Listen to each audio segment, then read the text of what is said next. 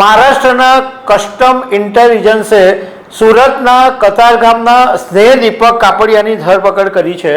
આ સ્નેહ દીપક કાપડિયાની ધરપકડ એટલા માટે કરવામાં આવી કે આ એવો ખેલ કરતો હતો કે એ જોઈને કસ્ટમના અધિકારીઓ પણ ચોંકી ગયા હતા। સરકાર ઘણી બધી વખત સારી યોજના બનાવે, નિકાસકારોને પ્રોત્સાહન આપવા માટે પણ સરકાર ઘણીવાર ટેક્સમાં છૂટ આપે, પરંતુ લોકોની માનસિકતા જ એટલી બધી ખરાબ છે કે આ જે સરકારી યોજના છે એનો ખોટો લાભ લઈ અને સરકારને જ કરોડો રૂપિયાનો ચૂનો ચોપડે છે। આવો જ એક કિસ્સો સામે આવ્યો। કતારગામના એક સ્નેહ દીપક કાકડિયા નામનો યુવાન છે, એણે અખરોટની આયાત ખોટી રીતના બતાવી અને સરકારને 31.48 કરોડ રૂપિયાનો ચૂનો ચોપડ્યો છે અને કસ્ટમે એની ધરપકડ કરી છે। તો આના વિશે તમારી સાથે વાત કરીશ। મારું નામ રાજેશ શાહ છે અને તમે જોઈ રહ્યા છો ગુજરાતના સૌથી મોટા ડિજિટલ ન્યૂઝ પ્લેટફોર્મ ખબરછે.com। મહારાષ્ટ્રના કસ્ટમ ઇન્ટેલિજન્સે સુરતના કતારગામના સ્નેહ દીપક કાપડિયાની ધરપકડ કરી છે। આ સ્નેહ દીપક કાપડિયાની ધરપકડ એટલા માટે કરવામાં આવી કે આ એવો ખેલ કરતો હતો કે એ જોઈને કસ્ટમના અધિકારીઓ પણ ચોંકી ગયા હતા। આરોપી જે છે સ્નેહ કાકડિયા, એ આયાત થતા અખરોટ ઉપર જે સરકારી યોજનાઓ હોય નો જે લાભ મળતો હતો એનો એ દુરુપયોગ કરતો હતો અને એવી રીતના જ્યારે કસ્ટમે તપાસ કરી તો સરકારને 31.48 કરોડ રૂપિયાનો ચૂનો આ સ્નેહ કાકડિયાએ લગાવી દીધો છે। કસ્ટમે આરોપીને મહારાષ્ટ્ર લઈ જવા માટે સુરતની ચીફ જ્યુડિશિયલ મેજિસ્ટ્રેટની સમક્ષ ટ્રાન્ઝિટ રિમાન્ડની માંગણી કરી હતી અને સરકાર તરફે સ્પેશિયલ પબ્લિક પ્રોસિક્યુટર તરીકે ધર્મેન્દ્ર પ્રજાપતિ હાજર રહ્યા હતા।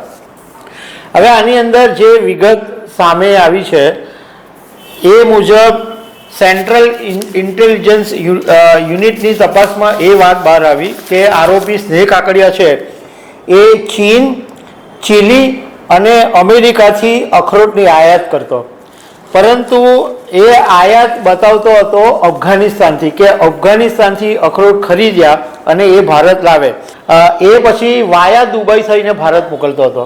હવે ભારત સરકારની એક યોજના છે South Asian free trade area, એની હેઠળ જો તમે અફઘાનિસ્તાનથી માલ આયાત કરો છો તો કસ્ટમ ડ્યુટીમાંથી મોટી મુક્તિ મળે છે અને આ યોજનાનો સ્નેહ કાકડિયાએ ગેરકાયદેસર રીતે લાભ લીધો અને એ સ્નેહ કાકડિયાએ નકલી દસ્તાવેજો બનાવી અને બિલ્સ ઓફ લેન્ડિંગ ઊભા કર્યા ખોટી રીતના અને એમાં એવું દર્શાવ્યું કે આ માલ જે છે એ અફઘાનિસ્તાનમાંથી ખરીદ્યો, ઈરાનના અબ્બાસ પોર્ટ પરથી દુબઈ થઈને વાયા ભારત આવ્યો છે।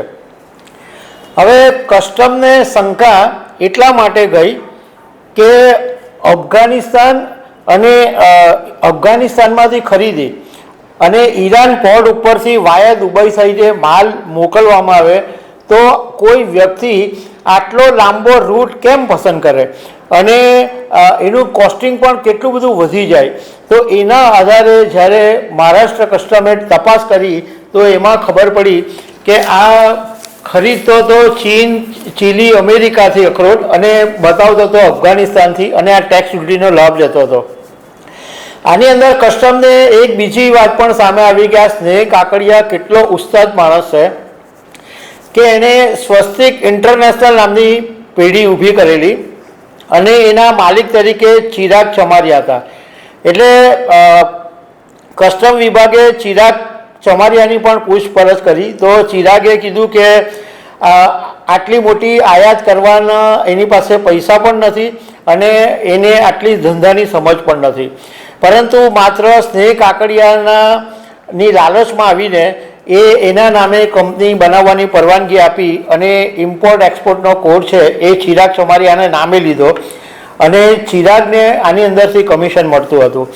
એટલે આયરા સ્નેહ કાકડિયા ઉસ્તાદ એટલો હતો કે એણે પોતાના નામ ઉપર પણ કંપનીની માલિકી નહીં રાખી અને ચિરાગ ચમારિયાના નામ ઉપર રાખી। હવે તમને જાણીને નવાઈ લાગશે કે જે સરકારની આ યોજના છે એ મુજબ તમે અન્ય દેશોમાંથી જો કોઈ વસ્તુ આયાત કરો છો તો અખરોટ આયાત કરો છો તો 110% ડ્યુટી લાગે છે. અમુક 4-5 દેશ એવા છે કે જ્યાંથી તમે મંગાવો, જેમ કે ભૂતાન છે, અફઘાનિસ્તાન છે, તો ત્યાંથી ડ્યુટી નથી લાગતી, પણ બીજા બધા દેશોમાંથી ડ્યુટી લાગે, એટલે 110% ડ્યુટી લાગે. એટલે આ 110% ડ્યુટી નહીં લાગે અને આ સરકારની ફ્રી ટ્રેડ એગ્રીમેન્ટનો લાભ લેવા માટે આ સ્નેહ કાકડિયાએ ગતકડું કર્યું, પણ આખરે જેલના હવાલે ગયો છે. તો દર્શક મિત્રો, આવી અનેક વાતો સાથે અમે તમને મળતા રહીશું. આભાર.